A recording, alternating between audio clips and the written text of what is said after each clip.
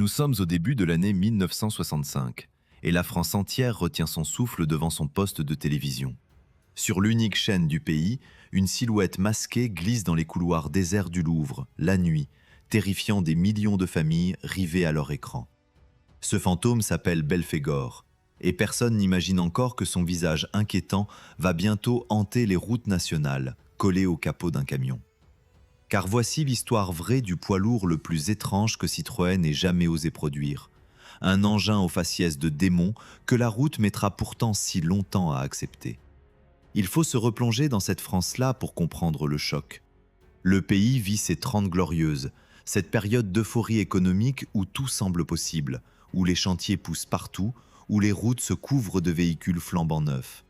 La télévision est encore un luxe récent, un objet quasi sacré autour duquel se réunit la famille après le dîner. Et cet hiver-là, le feuilleton qui électrise le pays s'appelle Belphégor ou le fantôme du Louvre, porté par l'immense Juliette Gréco. Chaque épisode cloue des millions de Français devant l'écran, chacun frissonnant devant ce personnage encapuchonné dont les yeux semblent luire dans l'obscurité des salles du musée. Le mot est sur toutes les lèvres, dans toutes les cours d'école, dans toutes les conversations de bistrot. Belphégor est partout. Il est l'obsession nationale du moment. C'est précisément dans ce climat que Citroën choisit de dévoiler ses nouveaux camions. Au mois d'octobre de cette même année, la marque au chevron organise une présentation spectaculaire dans les jardins du Trocadéro, à Paris, face à la Tour Eiffel.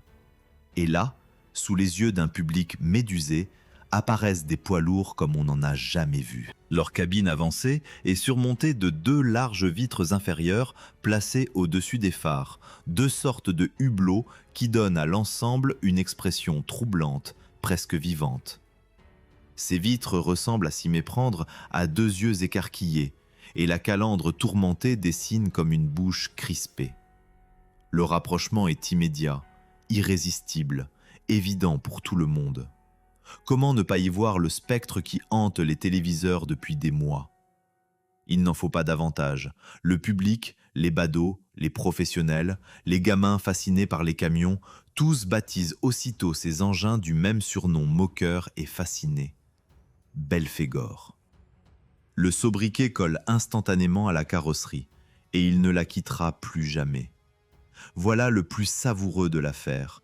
Ces camions portent des noms officiels bien précis, les séries N et P, avec des types allant du 350 au 850 selon leur tonnage. Mais qui honnêtement se souvient aujourd'hui d'un Citroën type 450 ou type 700? Personne. Le nom de baptême administratif s'est évaporé dans l'oubli le plus total, écrasé par la puissance d'un surnom né d'un feuilleton télévisé. C'est la culture populaire qui a rebaptisé un produit industriel, et elle l'a fait avec une autorité que Citroën n'aurait jamais pu acheter avec tout le marketing du monde. Mais réduire ce camion à sa tête de monstre serait passer à côté de l'essentiel, et croyez-moi, l'essentiel est encore plus fascinant. Car ce visage de démon n'était pas un caprice de styliste en mal de sensation. Chaque détail de cette gueule inquiétante répondait à une logique implacable. Ces fameux hublots inférieurs, ceux-là même qui donnaient au camion son regard de spectre, offraient au conducteur une vision plongeante sur la route juste devant les roues. Un atout considérable pour manœuvrer sur les chantiers encombrés, pour se faufiler dans les rues étroites des villes, pour ne pas écraser ce qui se trouvait dans l'angle mort. Là où les concurrents obligeaient le chauffeur à deviner, le Belphégor lui donnait à voir. Ce que le public prenait pour un masque de cauchemar était en réalité une trouvaille d'ingénierie, une réponse brillante à un vrai problème de conduite. N'est-ce pas là toute la magie de Citroën, cette manière si particulière de transformer une contrainte technique en objet de stupéfaction? Et pourtant, il faut le reconnaître, ce parti pris audacieux allait diviser profondément ceux-là même qui devaient prendre le volant. Les routiers de l'époque étaient des hommes de tradition, habitués à des camions aux formes rassurantes, aux calandres franches et carrées, au visage familier de leurs vieux compagnons de route. Voilà que Citroën leur proposait un engin venu d'ailleurs, un poids lourd au faciès de fantôme, une machine dont l'allure même semblait défier tout ce qu'ils connaissaient. Comment un homme fier de son métier, qui passait ses journées et parfois ses nuits derrière un volant, pouvait-il s'identifier à un camion que les gamins montraient du doigt en riant sur le bord de la route? La question, aussi étrange qu'elle paraisse, était bien réelle. Et elle allait peser lourd dans le destin de ce poids lourd hors norme. Il faut aussi mesurer l'ambition de Citroën à ce moment précis. La marque ne lançait pas un simple camion de plus. Elle attaquait un marché immense, celui de la France qui travaille, celle qui construit, qui livre, qui déménage, qui reconstruit encore un pays en pleine expansion. Ces Belphégor devaient remplacer de vieux serviteurs increvables, les fameux U-23, dont les origines remontaient à l'année 1935, des camions d'avant-guerre encore vaillants, mais définitivement d'un autre âge. Il fallait tourner la page, propulser la marque dans la modernité, offrir aux transporteurs français quelque chose de radicalement neuf. Face à eux, un concurrent redoutable veillait, le Renault Super Galion produit par le grand rival national. Car voilà l'autre dimension de cette histoire. Elle se joue au cœur de la Sainte Trinité automobile française, dans cette rivalité éternelle et passionnée entre les chevrons de Citroën et le losange de Renault. Alors imaginez la scène dans son ensemble. D'un côté, un feuilleton télévisé qui terrifie délicieusement tout un pays. De l'autre, une marque de génie qui dévoile un camion au regard de spectre, bardé de solutions techniques révolutionnaires. Entre les deux, un peuple entier qui fait le lien en une fraction de seconde et baptise ce poids lourd du nom de son fantôme préféré. Il y avait dans cette rencontre quelque chose de proprement magique, une de ces coïncidences dont l'histoire industrielle a le secret. Mais derrière ce coup d'éclat se cachait un drame que personne, ce soir-là, au Trocadéro, ne pouvait soupçonner. Car l'homme qui avait dessiné ce visage inoubliable, le sculpteur de génie à qui l'on devait ce masque de démon, ne verrait jamais son œuvre rouler sur les routes de France. Il était déjà mort, emporté quelques mois plus tôt, laissant derrière lui son ultime chef-d'œuvre comme un adieu. Et c'est cette histoire bouleversante, celle du créateur disparu, que nous allons découvrir maintenant. Pour comprendre le mystère de ce visage, il faut remonter jusqu'à l'homme qui l'a façonné, un personnage aussi fascinant que le camion lui-même. Cet homme se nomme Flaminio Bertoni, et son parcours ressemble à un roman. Né en Italie, arrivé en France dans les années 20, ce sculpteur de formation n'était pas un ingénieur au sens classique du terme. C'était un artiste, un vrai, un homme qui modelait la tôle comme d'autres modèlent l'argile, qui pensait les voitures comme des œuvres d'art avant de les penser comme des machines. Et quel palmarès, mes amis! Car avant de donner naissance à notre fantôme des routes, ce maître transalpin avait déjà signé quelques-unes des silhouettes les plus légendaires de toute l'histoire automobile française. Songez-y un instant. C'est lui qui avait dessiné la traction avant au milieu des années 30, cette berline basse et racée qui allait devenir l'emblème d'une époque, la voiture des gangsters et des policiers, la star de 1000 films. C'est encore lui qui avait imaginé la 2 chevaux, cette merveille de simplicité populaire, ce parapluie sur 4 roues qui allait motoriser la France paysanne et rurale. Et surtout, c'est de son pinceau qu'était née la DS, cette soucoupe volante présentée en 1955, cette automobile si en avance sur son temps qu'elle semblait débarquer d'un autre siècle. Comment un seul homme a-t-il pu enfanter 3 monuments aussi différents et aussi géniaux? Voilà toute l'énigme Bertoni, ce sculpteur devenu magicien de la carrosserie, cet artiste que Citroën avait eu l'intelligence rare de laisser s'exprimer sans entrave. Alors, quand la marque au chevron lui confie le dessin de sa nouvelle gamme de camions, elle ne demande pas un simple habillage utilitaire.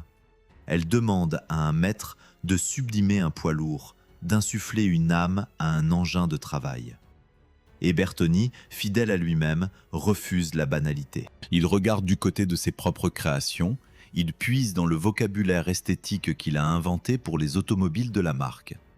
Ceux qui connaissent bien la Mi 6, cette petite berline aux lignes si particulières qu'il venait tout juste de dessiner, retrouveront dans le Belphégor un même goût pour les formes qui déroutent, pour les partis pris qui ne laissent personne indifférent. Car telle était la signature de l'homme. Il préférait 1000 fois choquer qu'ennuyer. N'est-ce pas exactement ce qui manque si cruellement à tant de véhicules d'aujourd'hui, tout lisse, tous prudents, tous interchangeables? Mais voici que le destin, cruel, s'invite dans cette belle histoire. Car Flaminio Bertoni ne verra jamais son camion dévaler les routes de France. Au mois de février de l'année 1964, soit plus d'un an avant la présentation triomphale du Trocadéro, une hépatite foudroyante emporte le maître en quelques jours. Il s'éteint alors que son ultime création n'existe encore que sur le papier et dans les ateliers, à l'état de projet et de prototype. L'artiste meurt sans avoir vu naître son dernier né, sans avoir entendu la France entière le baptiser du nom d'un fantôme, sans avoir savouré la stupéfaction du public devant sa dernière audace. Quelle ironie tragique tout de même. L'homme qui avait donné un visage de spectre à un camion s'en allait lui-même rejoindre le royaume des ombres, laissant derrière lui une œuvre posthume au faciès de revenant. Le symbole est presque trop parfait pour être vrai, et pourtant il l'est. Imaginez le poids d'un tel moment pour les équipes de Citroën. Le maître est parti, mais le projet doit continuer. Le camion est attendu, les chaînes se préparent, le marché n'attend pas. Il faut donc que quelqu'un reprenne le crayon tombé des mains du génie, que quelqu'un finalise ce que Bertoni n'a pu achever.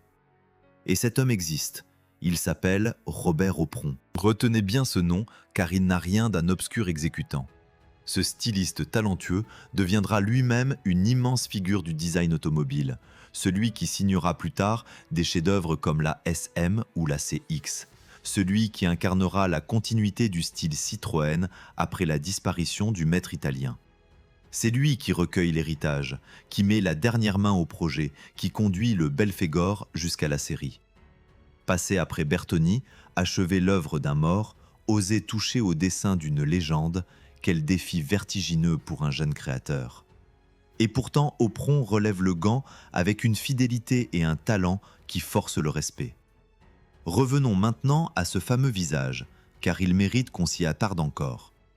J'ai évoqué les hublots inférieurs et leur utilité pratique, mais il faut mesurer à quel point tout, dans cette face avant, obéissait à une intelligence du détail. La cabine avancée elle-même, cette architecture où le conducteur se retrouve littéralement assis au-dessus des roues avant, était en soi une petite révolution pour un constructeur français de cette époque.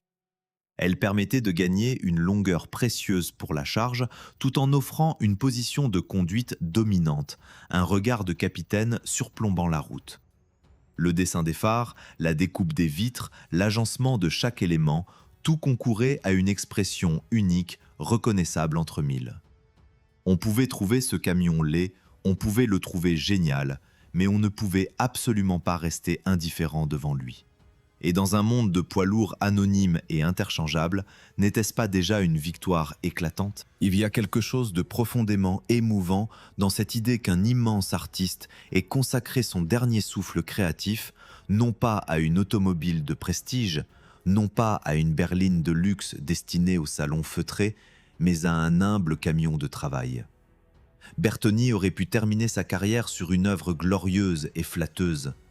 Au lieu de cela, il a offert son ultime coup de crayon à la France laborieuse, à celle qui transporte, qui livre, qui bâtit. Il a donné à un simple poids lourd le même soin, la même exigence, la même folie créatrice qu'à ses automobiles les plus célèbres. Et c'est peut-être cela, au fond, la plus belle leçon de cette histoire. Le génie ne fait pas de différence entre le noble et le modeste.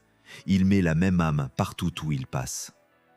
Voilà donc notre Belphégor lancé sur les routes, orphelin de son créateur mais riche d'un héritage esthétique unique.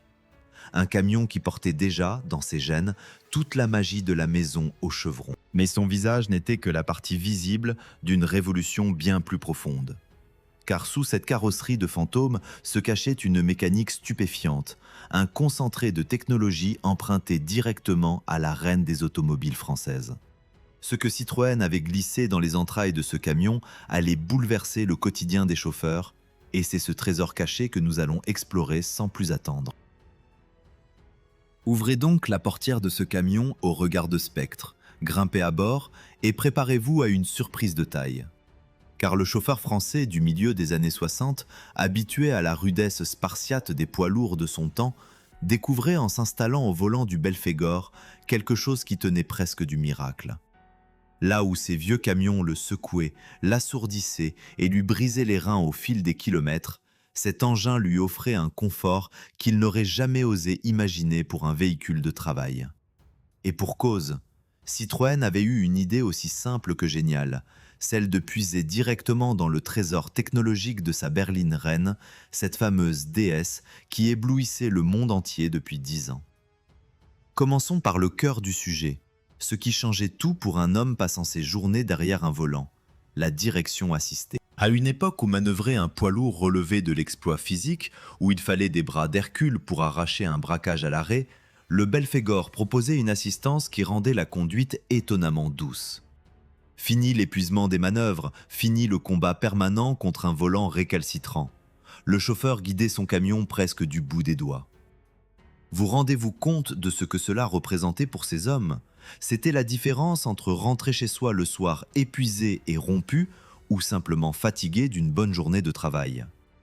Et déjà là, Citroën frappait un grand coup en traitant le conducteur non pas comme un simple exécutant, mais comme un être humain dont le confort méritait qu'on s'en préoccupe. Mais le plus impressionnant restait à venir, avec ce fameux système de freinage à haute pression directement dérivé de la technologie de la DS. Ceux qui connaissent l'histoire de cette automobile savent à quel point son freinage était en avance sur son époque, d'une puissance et d'une précision qui laissaient les concurrents loin derrière. Eh bien, ce même génie hydraulique se retrouvait sous le châssis du Belphégor, avec 2 circuits indépendants pour la sécurité et un dispositif mécanique qui répartissait intelligemment l'effort de freinage entre les essieux selon la charge transportée. Sur le tableau de bord veillait même un témoin d'usure des garnitures, un raffinement qu'on n'attendait absolument pas sur un camion de cette catégorie. Qui aurait cru qu'un simple poids lourd de chantier puisse s'arrêter avec la même autorité qu'une des berlines les plus sophistiquées de la planète ? Et puis il y avait cette cabine, la fameuse cabine Club, un véritable manifeste de l'obsession Citroën pour le bien-être à bord. Figurez-vous une structure monocoque, résistante et rigide, mais posée sur 4 blocs de caoutchouc chargés d'absorber les vibrations avant qu'elles ne remontent jusqu'au conducteur. Le résultat était stupéfiant pour l'époque. Une isolation phonique comparable à celle d'une automobile particulière, avec 2 cm de ouate isolante glissée sous le pavillon d'acier, un tapis de sol moulé, des garnitures capitonnées sur les portes. On avait pensé à tout, absolument à tout. Les sièges se réglaient en hauteur, s'inclinaient au gré du chauffeur, et l'habitacle disposait même du chauffage et de la ventilation, ainsi que de 3 pare-soleils pour affronter la lumière rasante des longues routes. Le conducteur du Belphégor voyageait dans un cocon, quand ses collègues d'en face grelottaient ou suffoquaient dans des cabines dignes d'une autre ère. N'était-ce pas là une petite révolution sociale autant que technique ? L'accès à bord avait lui-même été soigné avec un souci du détail presque touchant. Les portes s'ouvraient à plus de 90 degrés, dégageant un passage large et franc, équipé d'une généreuse poignée montoire et d'un marchepied antidérapant pour que le livreur qui montait et descendait des dizaines de fois par jour ne s'épuise ni ne se blesse. Chaque geste du quotidien avait été anticipé, pensé, facilité. Voilà toute la philosophie de la maison, ne jamais considérer l'humain comme une variable négligeable, mais toujours comme le centre de l'attention. Et franchement, combien de constructeurs aujourd'hui encore poussent aussi loin ce respect du travailleur ? Sous le capot, la mécanique se déclinait avec une belle variété pour couvrir tous les besoins de cette France en plein chantier. Dans sa version 350, la plus légère, l'engin recevait un moteur à essence de 4 cylindres d'une cylindrée de 2,1 litres environ, développant 82 chevaux directement issus de la DS21. Cette parenté n'avait rien d'anodin, elle disait tout du lien de sang entre le camion et sa prestigieuse cousine de tourisme. Les versions plus lourdes, elles, montaient en puissance avec des 6 cylindres en essence comme en diesel pour tracter les charges les plus imposantes. Un détail savoureux mérite d'être compté.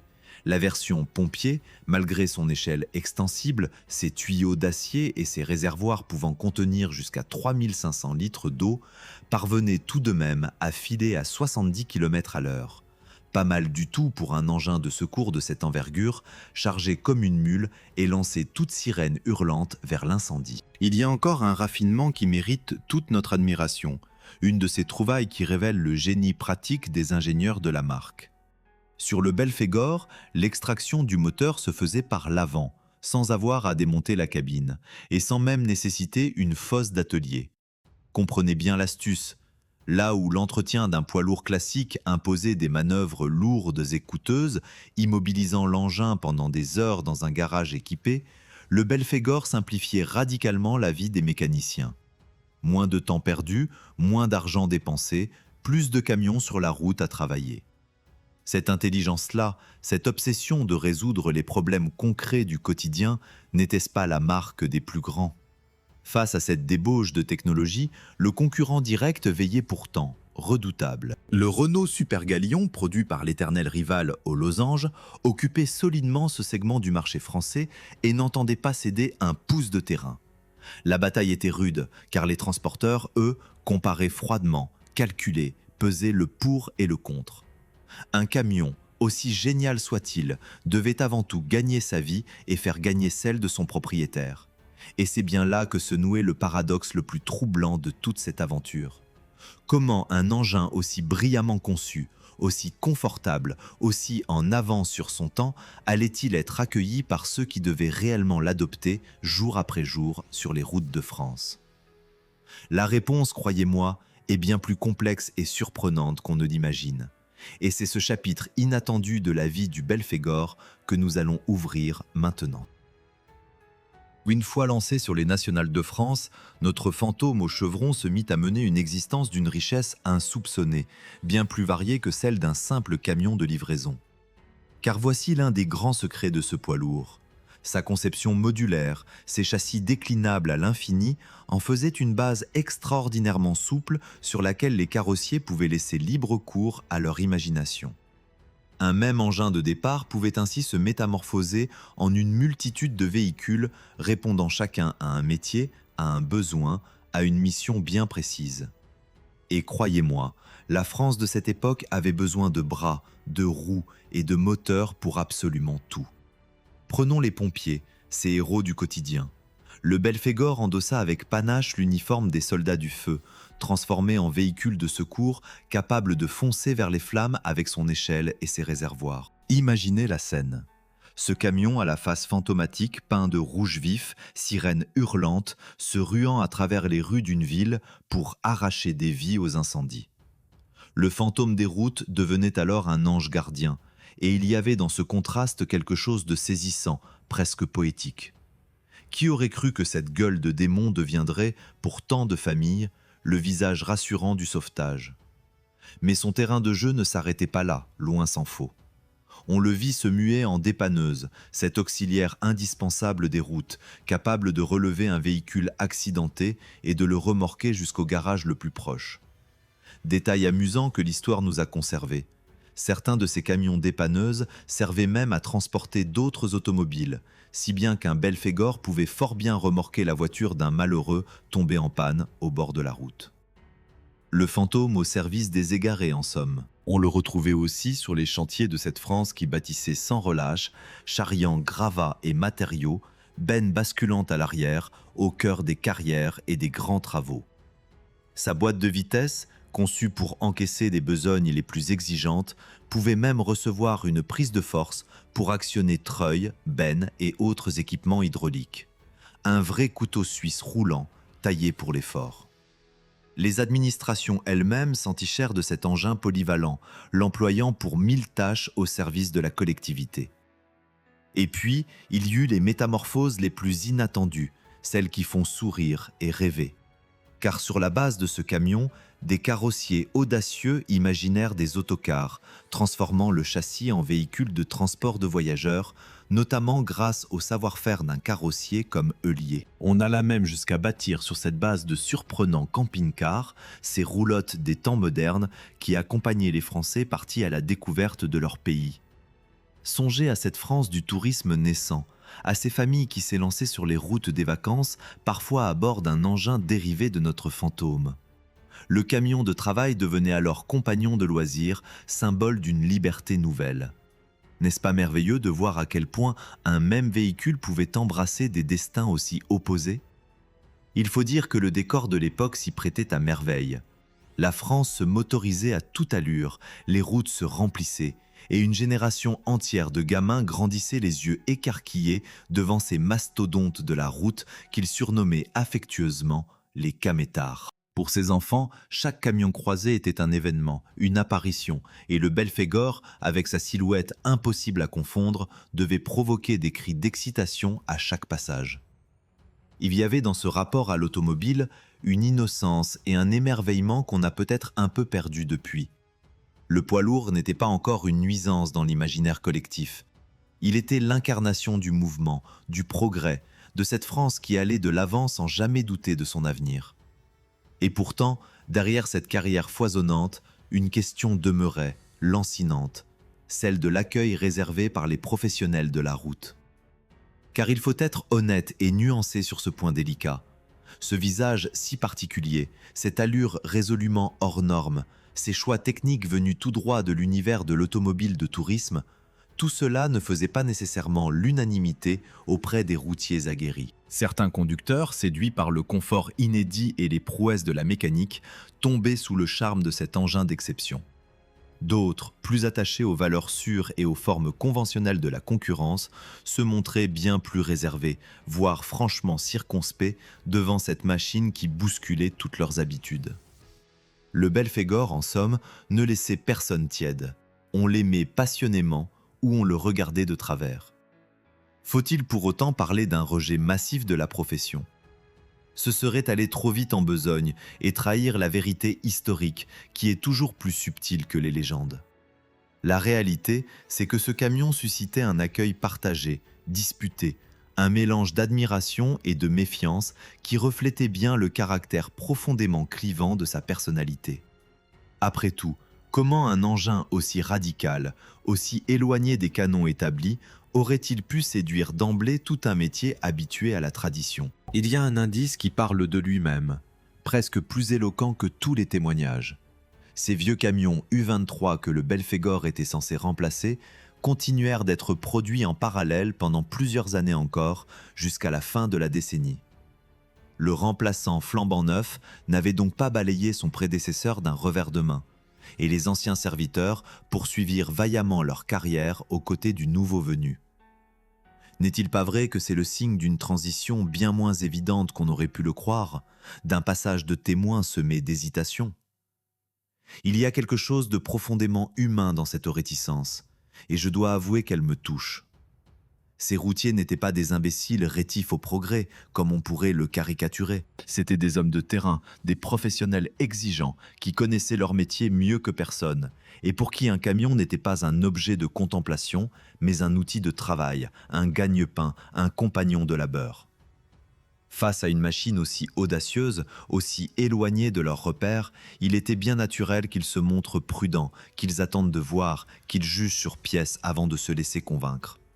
Le génie technique ne suffit pas toujours à emporter l'adhésion, et l'histoire de l'automobile est pleine de merveilles incomprises de leur vivant. Le Belphégor payait, en quelque sorte, le prix de son avant-gardisme, cette rançon éternelle des créations trop en avance sur leur temps. Mais tandis que ce camion menait sa vie contrastée sur les routes de France, oscillant entre passion et méfiance, un drame bien plus vaste se tramait dans les coulisses de la maison aux chevrons. Un bouleversement qui n'avait rien à voir avec le talent de l'engin, ni avec l'accueil des chauffeurs. Un séisme industriel qui allait sceller le destin de notre fantôme d'une manière que personne, absolument personne, n'aurait pu prédire. Car c'est Citroën elle-même, la marque qui l'avait fait naître, qui allait bientôt creuser la tombe de sa propre création. Et cette trahison ultime, ce coup de théâtre stupéfiant, c'est le cœur battant de notre dernière partie.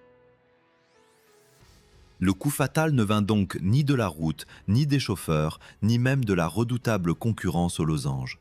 Non, il vint de l'intérieur, du cœur même de la maison qui avait donné le jour à ce camion d'exception. Nous sommes au mois de juin de l'année 1967 et Citroën prend une décision qui va bouleverser toute sa stratégie dans le domaine des poids lourds. La marque aux chevrons rachète Berliet, ce grand constructeur de camions installé dans la région lyonnaise, un mastodonte du secteur, une puissance industrielle considérable. Sur le papier, L'opération ressemble à une conquête, à un coup de force magistral qui devait faire de Citroën un géant du transport routier. Mais dans les faits, cette acquisition allait sonner le glas de notre fantôme bien-aimé. Car en absorbant Berliet, Citroën héritait aussitôt d'un immense savoir-faire, d'usines entières, de gammes complètes de camions déjà rodés et éprouvés. Dès lors, la production des poids lourds au chevron quitta peu à peu ses ateliers d'origine pour migrer vers les installations de Vénissieux, ce fief industriel où Berliet régnait en maître. Comprenez bien l'ironie cruelle de la situation. Le Belphégor, ce chef-d'œuvre dessiné par le plus grand styliste de la marque, se retrouvait soudain fabriqué dans les murs d'un concurrent tout juste avalé. L'enfant prodige de Citroën allait désormais grandir en terre étrangère, sur les chaînes de celui-là même qu'il aurait dû combattre. N'y a-t-il pas là un renversement digne des plus grandes tragédies ? Et le pire restait à venir. À partir de l'année 1969, la marque entreprit de remplacer progressivement notre fantôme par un autre camion, le Berliet Dauphin K, un modèle issu justement de cette maison fraîchement acquise. Mesurez bien l'affront posthume infligé au génie de Bertoni. La dernière création du maître italien, cette œuvre d'art sur roue, ce visage inoubliable né de son ultime coup de crayon, se voyait peu à peu chassé du catalogue pour laisser place aux produits d'un ancien rival. Citroën, de ses propres mains, poussait vers la sortie l'héritage de son plus grand artiste pour lui préférer le fruit d'un rachat.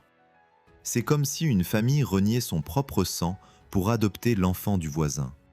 Comment ne pas ressentir un pincement au cœur devant un tel gâchis ? La production du Belphégor s'éteignit ainsi doucement, jusqu'à cesser complètement au début des années 70, aux alentours de l'année 1972.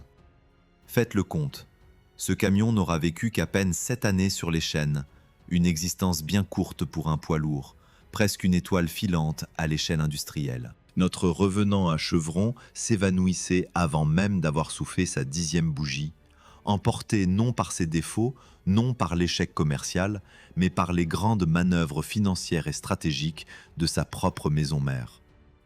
Quelle destinée amère pour une création aussi audacieuse.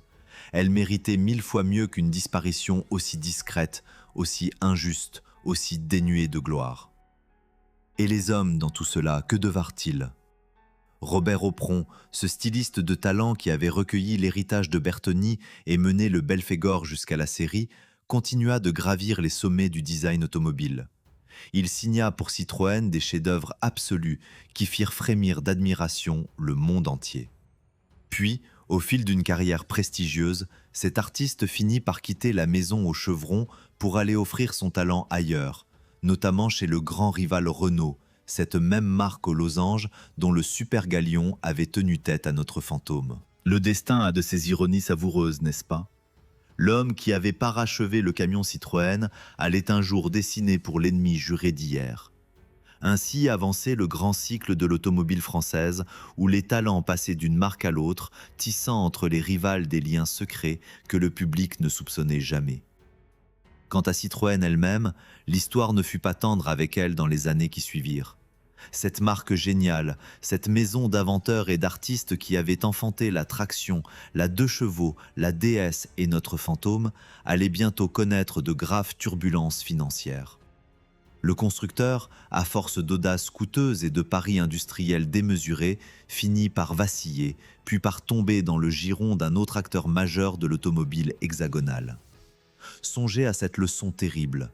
La marque qui avait enterré l'œuvre de son plus grand designer se retrouva elle-même absorbée, digérée par plus fort qu'elle. Comme si un juste retour des choses frappait celle qui n'avait pas su honorer son propre héritage. L'histoire industrielle a parfois de ces symétries qui donnent le vertige. Mais rassurez-vous, car toute cette aventure ne s'achève pas sur une note de désespoir, bien au contraire. Le fantôme des routes a fini par prendre une éclatante revanche sur l'oubli. Aujourd'hui, ces camions au visage de démon sont devenus des trésors recherchés, des pièces de collection que les passionnés s'arrachent avec ferveur. Et parmi tous les exemplaires, les plus convoités demeurent ces rares versions club, ornées de leur élégante bande latérale de couleur, ces perles que les amateurs traquent dans les rassemblements de véhicules anciens comme on chasse un gibier précieux. Ce qui hier faisait ricaner ou hésiter provoque désormais l'admiration et la convoitise. Le camion que certains professionnels avaient regardé de travers est aujourd'hui célébré comme une icône du génie français, une audace inégalée, un monument roulant à la gloire d'un créateur disparu. La justice a fini par triompher et le fantôme a gagné. N'est-ce pas là, au fond, la plus belle des justices ? Ce Belphégor, moqué pour sa laideur supposée, boudé par une partie de ceux qui auraient dû l'adopter, enterré prématurément par sa propre marque, triomphe finalement dans le cœur des passionnés, un demi-siècle plus tard. Il aura fallu le temps, beaucoup de temps, pour que la France comprenne enfin quel joyau elle avait laissé filer. Flaminio Bertoni peut reposer en paix. Son ultime chef-d'œuvre, ce camion au faciès de spectre né de son dernier souffle créatif, a fini par conquérir l'immortalité. Le génie, décidément, finit toujours par avoir le dernier mot, même par-delà la mort et l'ingratitude des hommes. Voilà, mes amis, l'histoire extraordinaire de ce fantôme des routes françaises, ce camion au visage de démon que la marque elle-même avait renié avant que l'histoire ne lui rende justice. Si cette aventure vous a passionné, si vous avez frissonné et vibré au récit de ce destin hors du commun, alors faites-le savoir. Laissez un pouce bleu pour soutenir la chaîne, partagez en commentaire vos souvenirs ou vos impressions sur ce Belphégor de légende et surtout, abonnez-vous pour ne rien manquer des prochaines histoires de ces automobiles qui ont marqué à jamais notre patrimoine.